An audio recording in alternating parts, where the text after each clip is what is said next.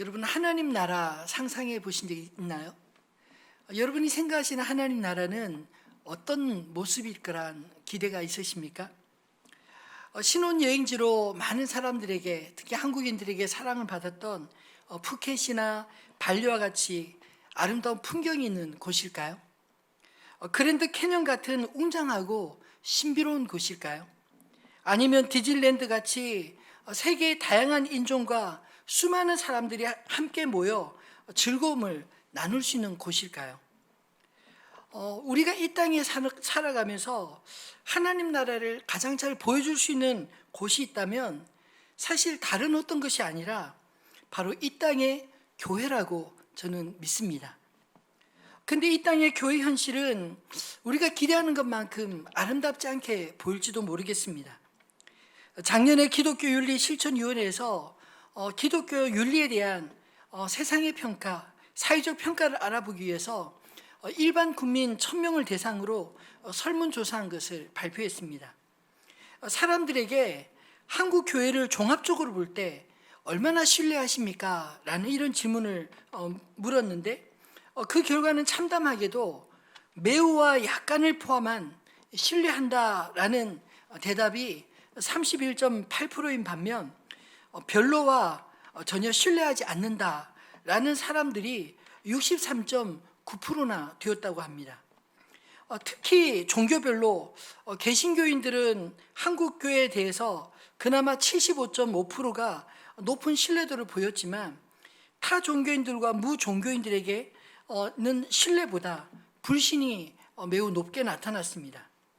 특히 무종교인들의 경우 신뢰가 17.2%, 불신이 78.2%로 아주 큰 차이가 났습니다. 우리가 우리 자신에 대해 평가하는 것과 세상 사람들이 우리를 평가하는 것의 차이가 얼마나 큰지 여실히 보여주는 것 같아 보입니다. 이렇듯 한국교회의 안타까운 현실을 보면서도 우리는 과연 교회가 주님이 그토록 기대하셨던 하나님 나라의 대안이라고 말할 수 있을까요? 교회가 세상을 염려하고 기도해야 하는데 어쩌다가 세상이 교회를 염려하는 지경이 되었을까요? 한국교회가 자랑하는 양적 부흥을 이루는 과정에서 질적인 성숙을 다지는 데는 우리 기대에 못 미친 면이 있지 않나 생각이 듭니다. 교회 주변의 환경이 예전과 비교할 수 없을 정도로 발전했는데 반해서 교회는 전통에 매여 정체되어 있지 않았나요? 70년대, 80년대 급속한 성장에 감격에 도취되어서 교회의 본질의 사명인 세상의 소금과 빛의 역할, 우리가 주도적으로 감당하도록 교회가 방향을 잡고 성도들을 체계적으로 가르치지 못한 것이 이런 원인이 된 게 아닌가, 이런 생각이 문득 들었습니다. 그 결과 교회는 구원받은 어린 영혼들만 가득하고 구원받은 자로서 어떻게 살아야 하는지 보여주고 담고 싶은 큰 바위와 같은 성숙한 그리스도인들이 부족한 게 아니었을까요? 교회 오면 믿음이 좋은데 세상에 나가면 믿음이 작아지는 것, 여러분 경험해 보시지 않았습니까? 오늘 예수님이 들려주신 하나님 나라의 비유 가운데 오늘 겨자씨 비유와 누룩의 비유는 비록 짧지만 함께 붙여 말씀하신 이유가 저는 우리에게 균형 있는 메시지를 들려주시기 위함이라 생각합니다. 그렇다면 예수님이 겨자씨와 누룩의 비유를 통해 들려주시기 원하시는 하나님 나라의 두 가지 속성은 무엇일까요? 첫 번째로 하나님의 나라는 겨자씨와 같은 생명력을 가지고 있다라는 것입니다. 여러분, 씨앗은 생명의 시작을 의미하지 않나요?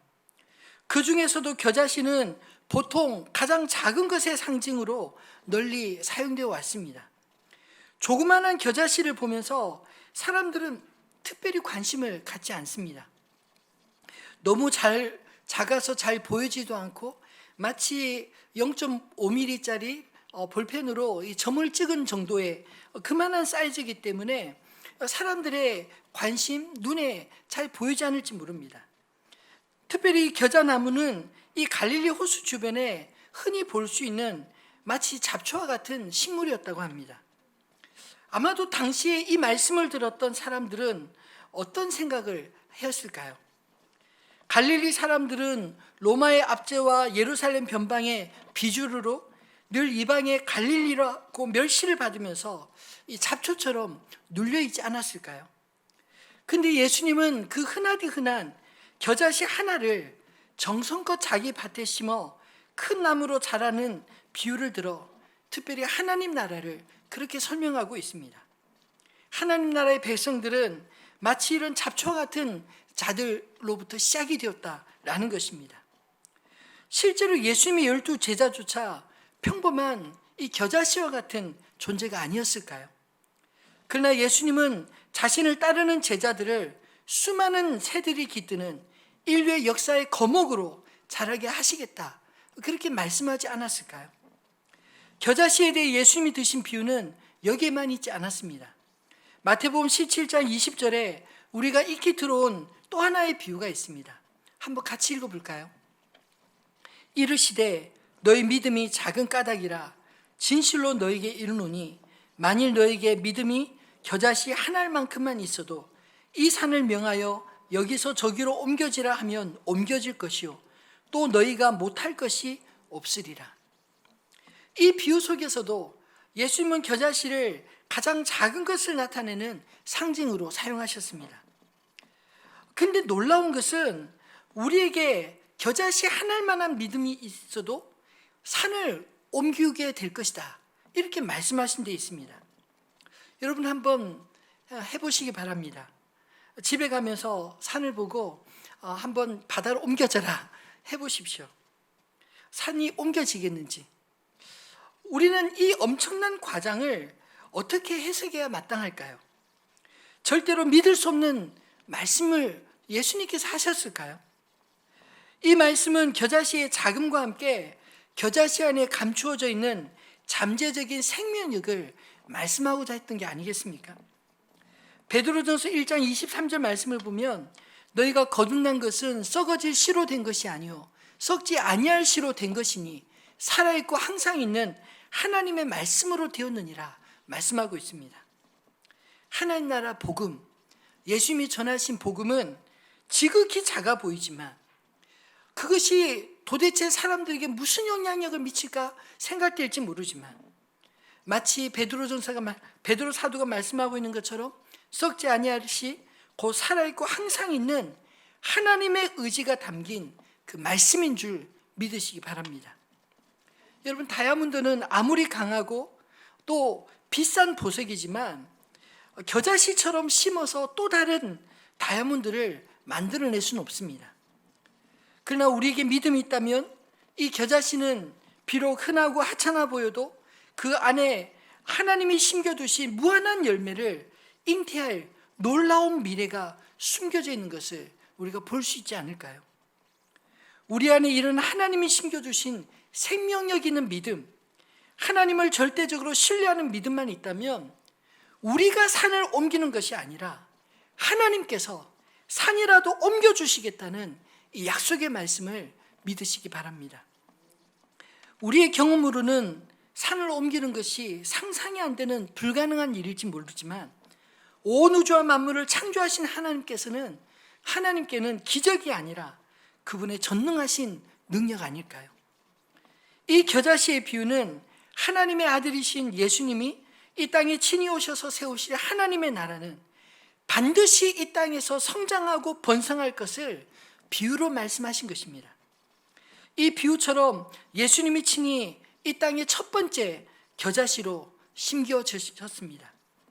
그 하나님의 나라는 예수님에게서 12 제자로 또 오순절 120명의 기도하는 성도들에게로 그리고 초대 고난받으나 두려움 없이 복음을 전했던 교회로부터 전 세계의 교회로 오늘 우리들에게까지 역사 속에서 끊어지지 않고 성장하며 번성하여 지금도 생명력 있게 우리 안에 머물고 있지 않습니까? 예수님이 십자가 지시기 전에 들려주신 하나의 미랄과 오늘 본문에 자기 밭에 정성껏 심겨진 겨자씨 한 알의 비유 가운데 공통점이 있습니다. 씨앗으로서의 죽음과 열매 맺을 수 있는 싹과 나무로 부활한다는 것입니다. 예수님께서 겨자씨와 같이 이 땅에 묻히셨다가 생명의 싹으로 부활할 것을 말씀하신 게 아닐까요? 예수님 당시 외소해 보였던 이 하나님의 나라는 위대한 미래를 주님은 이 비유 속에 담아 제자들 가슴 속에 심겨주신 것입니다. 비록 그들의 사명이 감당하기 어려운 미션으로 도무지 성취되지 않을 것 같아 보일지라도 하나님의 나라가 전 세계에 걸쳐서 오랜 세월을 통해 뿌리 내리고 성장할 것임을 믿을 수 있도록 자연과 생명의 신비를 통해 하나님 나라를 이렇게 가르치신 것입니다. 작다고 여러분 깔보지 마시기 바랍니다. 생명을 가진 것은 비록 겨자씨같이 작고 보잘것없어도 그 안에 무한한 잠재력을 가지고 있기 때문입니다. Small is beautiful 이라는 책이 있습니다. 문학가나 예술가가 쓴 책이 아닙니다. 에른스트 프리드히 슈마흐라는 경제 사상가가 쓴 책입니다. 이 책에서 그는 가장 작은 것로부터 위대한 것이 시작된다 이런 주장을 펼치고 있습니다. 요즘처럼 대형과 대량을 좋아하는 시대에 우리가 귀담아 들어야 될 이야기 아닐까요? 작은 것이 있기 때문에 큰 것이 존재하는 것입니다. 복음은 작고 미약하게 출발했습니다. 지금은 큰 교회들이라 할지라도 처음 시작할 때는 작은 두세 사람으로부터 시작된 것입니다. 저는 교회뿐 아니라 하나님의 백성들이 말씀으로 살아가는 우리의 삶의 현장이라면 어디서든지 비록 작을지라도 생명의 가치로 살아가면 겨자씨와 같은 생명 역사가 우리를 통해 이 땅에 반드시 열매 맺게 되어질 줄 믿으시기 바랍니다. 왜냐하면 이것이 바로 성경의 약속이요 자연을 통해 하나님이 우리에게 가르치신 신비이기 때문입니다. 하나님의 역사는 언제나 작아도 생명력 있는 곳에서부터 시작되는 줄로 믿음으로 이 땅에서 겨자씨와 같은 생명력으로 뿌리를 깊이 내리는 저와 여러분 다 되시기를 주님의 이름으로 축원합니다. 두 번째로 하나님의 나라는 어떤 속성을 가지고 있을까요? 누룩과 같이 변화시키는 영향력이 있습니다. 세상에는 보이는 것과 잘 보이지 않는 것들이 있습니다. 우리는 보통 눈에 보이는 것, 시각적인 것에 매여 살기가 참 쉬운 존재들 아닌가요? 하지만 보이지 않는 것들을 무시할 수 없고 또 오히려 그것들이 어떤 의미에서는 더 큰 힘과 영향력이 있을지 모릅니다. 누룩의 활동도 자세히 그와 같이 잘 보이지 않게 은밀하게 이루어지는 특징을 가지고 있습니다. 예수님께서 하나님 나라의 네 번째 비유로 왜 누룩의 비유를 사용하셨을까요? 누룩은 변화의 촉매제로 쓰이는 음식 재료이지 않습니까? 일정한 시간의 흐름 속에 누룩은 놀라운 모습으로 마치 세포 분열하듯 부풀어 오르는 그런 특성을 가지고 있습니다. 이것은 파괴와 조성, 부패와 성장, 죽음과 생명의 과정을 거치면서 내용물을 변화시켜 나갑니다. 보통 성경의 다른 부분에 보면 누룩을 마치 악이나 부적의 상징으로 사용되고 있는 것을 보지 않나요? 무교절은 이 유교절에 그 누룩이 들어가지 않는 무교빵을 먹는 절기로 지킬 정도로 이 무교절의 의미를 그 순수함, 거룩함 이렇게 표현하고 있습니다. 그런데 여기서 예수님은 누룩이 은밀하게 스며들어 내용물을 변화시키는 긍정적인 면을 이 누룩을 통해 우리에게 말씀하고자 하는 게 아닐까요? 한 여자가 가루 서말 속에 누룩을 넣어 부풀게 했다고 말씀합니다. 가루 서말의 분량은 약 40리터의 양으로 그것으로 떡을 만들면 이 100명 넘게 먹을 수 있는 그런 많은 양입니다. 보통 식사를 위해 이렇게 많은 양을 한꺼번에 반죽하지 않겠지만 예수님은 비유를 통해서 많은 양을 강조하기 위해 가루 서말을 사용하셨습니다. 거기에 사용된 누룩의 양은 그에 비해 아주 작은 양으로도 충분하다는 것입니다. 누룩은 은밀하고도 점진적으로 그러나 확실하게 확산되어가는 그런 특징을 가지고 있기 때문입니다. 누룩의 이 세포 분열이 기하급수적으로 둘에서 넷으로 넷에서 여덟으로 펼쳐나가는 확산성을 가지고 전체를 다 부풀게 한다는 것이죠. 세상의 눈으로 바라보면 누룩은 하찮고 눈에도 잘 띄지 않는 미미한 존재일지 모르나 실제로 스스로 변할 수 없는 세상을 변화시킬 수 있는 변화의 촉매제로 위대한 사건을 일으킬 수 있다. 예수님은 이것을 말씀하기 위해 누룩의 비유를 사용하신 게 아닐까요? 누룩이 반족 전체에 영향을 미치는 것처럼 하나님의 나라도 예수로 인해 온 세상에 퍼져나가는 영향력을 미치게 될 것이라는 의미에서 누룩의 속성과 하나님 나라의 속성은 닮은 것입니다. 그렇지만 누룩만 있다면 아무런 변화도 일어나지 않을 것입니다. 누룩이 다른 재료와 접촉되면서 적절한 조건이 주어져야 기하급수적으로 퍼져나가는 것입니다. 마찬가지로 밀가루가 누룩을 만나지 않으면 내용물 스스로 변화되지 않는 것입니다. 누룩이 있어야 맛과 모양이 변화됩니다. 가끔은 성도들의 삶이 변화를 원하지만 변화되지 않는 이유가 있다면 뭘까요? 누룩 같은 하나님의 말씀과 누룩 같은 성령의 접촉이 우리의 삶을 터치하지 않기 때문에, 이루어지지 않기 때문에 변화되지 않는 것은 아닐까요? 그런 의미에서 변화의 삶은 영적인 적절한 접촉 혹은 자극이 순간순간 필요한 것입니다. 내 생각과 의지와 능력이 아닌 하나님의 말씀과 성령의 능력이 내 안에서 역사할 때 우리는 가장 확실한 변화를 경험할 뿐만 아니라 우리 자신의 변화의 촉매제로 이 세상을 변화시켜 나갈 수 있지 않을까요? 단지 누룩을 성령님만으로 보는 것도 저는 옳지 않다고 생각합니다. 오로지 성령님이 오실 때까지 핑계만 될 수 있을지 모르기 때문입니다.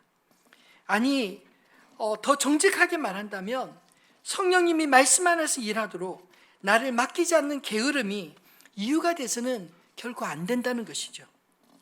그리스도의 지상명령인 마태복음 28장 19절로 20절 말씀 우리 같이 한번 읽어볼까요? 그러므로 너희는 가서 모든 민족을 제자로 삼아 아버지와 아들과 성령의 이름으로 세례를 베풀고 내가 너에게 분부한 모든 것을 가르쳐 지키게 하라. 볼지어다 내가 세상 끝날까지 너희와 항상 함께 있으리라 하시니라. 아멘. 이 말씀 속에는 복음을 외부로 나가서 전해야 하는 양적인 성장에 대한 명령도 있지만 가서 복음으로 제자를 삼아 주께서 우리에게 분부한 모든 것을 가르쳐 지키게 하는 양육의 명령도 이 말씀 속에 있지 않습니까? 이 양육의 명령이 바로 복음으로 숙성하여 변화되게 하는 훈련이라 저는 생각합니다. 앞에서 말씀드린 한국교회 그동안의 문제들은 그동안 가서 구원받는 백성을 모으는 성장에는 힘썼지만 상대적으로 그들이 복음으로 살아내도록 주님이 분부하신 것들을 가르치고 지켜서 살 수 있도록 양육하여 변화시키는 것, 이것이 우리가 잘 못한 게 아닐까요? 변화는 내 힘으로 되는 것이 아닙니다. 말씀의 누룩, 성령의 누룩에 접촉이 있어야 하는 것입니다. 올해 제자훈련과 함께 우리 교회에서 이제 1:1 양육, 사람과 사람 만남을 통한 양육을 교회적으로 좀 뿌리를 내리려 합니다. 신앙생활을 오래 했어도 체계적으로 정리해 본 적이 없다면 아마 이 훈련들이 도움이 되리라 생각합니다. 그리고 무엇보다도 누군가에게 복음을 전하고 싶은데 어떻게 시작해야 될지 모른다면 풍성한 삶의 초대, 풍성한 삶의 첫걸음을 통해 복음이 필요한 구도자에게 좋은 친구가 되어줄 수도 있고요. 그들이 예수님을 만나서 변화되어가는 기쁨을 가장 가까운 옆에서 함께 지켜볼 수 있는 그런 영광도 누리게 되리라 생각합니다. 무엇보다 이제는 5인 이상 모이는 것도 어려워진 이런 상황에서 1:1의 만남은 장소와 시간에 구애를 받지 않고 마음만 있다면 얼마든지 믿음의 동역자들과 우리의 어깨를 함께 빌려주며 함께 성장의 기쁨을 맛볼 수 있지 않을까요? 나를 변화시킨 복음이 또 누군가를 변화를 위한 이 겨자씨와 누룩이 될 수 있다는 믿음으로 올 한 해 나에게 부탁하신 한 사람을 품고 복음의 교제를 나누며 구도자의 변화의 여정에 함께 동행해 주시기를 주님의 이름으로 부탁드립니다. 말씀을 맺겠습니다. 하나님의 나라는 겨자씨와 같은 생명력으로 성장하고 누룩과 같은 영향력으로 변화시키며 이 땅에서 조금씩 눈에 크게 드러나는 것 같지 않더라도 조금씩 변화시켜 나간다는 것을 믿으시기 바랍니다. 근데 이런 변화는 너무나 작고 은밀하게 인식되지 못하는 사이에 이루어지는 것입니다. 하나님 나라는 왁작지껄 떠들며 나타나지 않고 조용한 혁명으로 일어나는 줄을 기억하시기 바랍니다. 그 조용한 혁명의 중심에 언제나 예수님이 계십니다. 하나님 나라는 역사 속에서 사람들의 관심을 이끌지 못할 만큼 어쩌면 지극히 작은 시작으로부터 이 세상의 위대한 성장과 변화를 지금까지 이끌어 왔습니다. 그러므로 교회가 실험해야 될 문제는 겨자씨 비유와 같이 교회의 규모와 위치와 프로그램이 아니라 더 본질적인 문제, 우리 안에 예수 그리스도의 생명이 있느냐 없느냐, 이 문제로부터 실험해야 하지 않을까요? 또한 누룩의 비유처럼 내 안에 변화를 이루는 복음의 접촉점이 있느냐 없느냐, 이것을 우리가 살펴보아야 할 것입니다. 예수를 믿어도 성장하지 않고 변화하지 않는다면 분명히 원인이 있지 않을까요? 어쩌면 그 원인이 내 안에 있지 않겠습니까? 우리가 기대하는 하나님 나라와 달리 하나님 나라는 완성된 곳이 아닌 지금도 계속해서 자라나고 변화되어 번져나가는 역동적인 공동체임을 믿으시기 바랍니다. 하나님의 나라는 거의 보이지 않을 정도로 작게 시작되었지만 꾸준히 성장하고 있습니다. 오히려 이단이나 이데올로기는 날아가는 것 같은데 이 땅에 심겨진 교회는 느릿느릿 답답할 정도로 변화가 더뎌 보일지도 모르겠습니다. 그러나 역사가 보여주는 것처럼 거창하고 떠들썩한 거짓은 사라지고 진리의 복음은 겨자나무와 같이 가로 서마를 부풀게 한 누룩과 같이 질긴 생명력과 영향력으로 지금까지 역사적으로 지속해서 역사하고 있지 않나요? 나라를 제자 삼는 하나님의 8가지 영역이란 그 책을 보면 하나님 나라의 복음이 전해진 수많은 곳에서 자라지 못하고 변화되지 못하는 것은 우리의 신앙이 구원받은 은혜만 머물고 실제 삶에 적용하며 살아내지 못하는 데 있다, 이것을 지적하고 있습니다. 성경, 특별히 신명기 말씀 속에 광야의 200만 명을 위대한 나라의 비전으로 이끄셨던 하나님께서는 그들에게 구원의 감격을 넘어 8가지 영역에서, 즉 정치와 경제와 기술과 또한 교회와 가정과 교육과 커뮤니케이션, 예술의 영역에서 하나님 백성답게 살 것을 명령하셨습니다. 이 8가지 영역은 사실 세속적인 영역이 아니라 하나님 나라의 백성들이 하나님의 사람답게 말씀으로 적용하며 실천해내야 할 영역인 것입니다.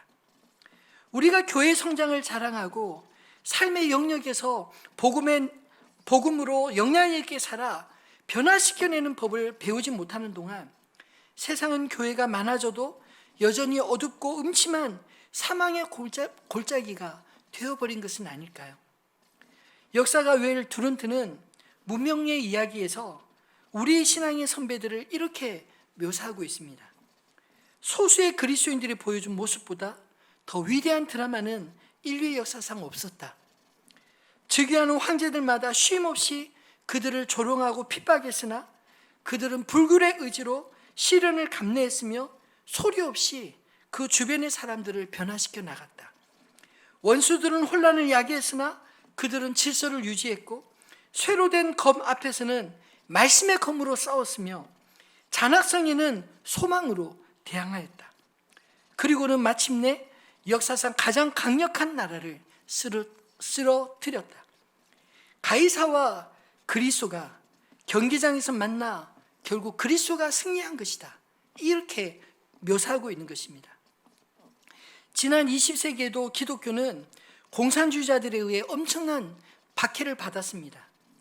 지금은 러시아로 불리는 구소련 그리고 중국 같은 공산국가들이 기독교를 극심하게 탄압했지만 그 결과 그리스도인들은 지하로 숨어들었고 지상에서는 문자 그대로 완벽하게 자취를 감춘 것 같이 보이지 않았습니까? 근데 참으로 신기하게도 공산주의가 무너지고 그 안에 다시 들어가 보았을 때 교회는 오히려 더 순수하게 비록 작지만 생명력 있게 그곳을 지키고 있었다는 것을 발견하게 되었습니다. 저는 이 땅에 하나님의 교회가, 하나님의 나라가 이와 같다고 믿습니다. 하늘빛 우리 교회는 지난 11년 전에 하나님을 영화롭게 세상을 충만하게 하는 교회가 되기를 꿈꾸며 이 땅에 뿌리를 내렸습니다. 그동안 교회를 성장시키기 위해 우리가 특별히 애쓴 것이 없었습니다. 제가 믿는 것은 하나님은 여전히 살아계시며 이 땅에 주님의 몸된 교회를 세우시고 하나님의 백성들을 통해 이 땅의 겨자씨와 같은 생명력으로 누룩과 같은 영향력으로 이 땅에 하나님 나라를 세워가시기 원하신다. 이것을 믿습니다. 특별히 선교를 부르짖지 않았지만 우리 안에 선교사들을 준비시키시고 5명의 선교사를 캄보디아와 영국과 터키로 보내셨습니다. 그리고 다음 세대에 대한 부담감으로 4년 전에 하와교를 설립하게 하셨습니다. 저는 이제 교회를 위한 교회는 더 이상 이 땅에 의미가 없다고 생각합니다. 주님과 상관없는 교회, 세상과 상관없는 교회는 아무짝에도 쓸모없는 마치 맛있는 소금과 같기 때문입니다. 세상 속에서 소금같이 자신을 녹여 맛을 내고 자신을 태워 빛을 비추는 자가 하나님을 영화롭게 하는 자가 아닐까요? 내 안에 예수를 충만히 채운 사람, 만나는 사람마다 우리 안에 있는 예수를 꺼내어 보여줄 수 있는 그런 사람들이 이 세상을 충만하게 할 수 있는 사람들이 아닐까요? 이 모든 일에 우리 예수님이 우리 앞장서 마치 겨자씨 한 알과 같이 이 땅에 심기셨고 누룩과 같이 세상을 어떻게 변화시켜 나가는지 보여주셨습니다. 그리고 우리에게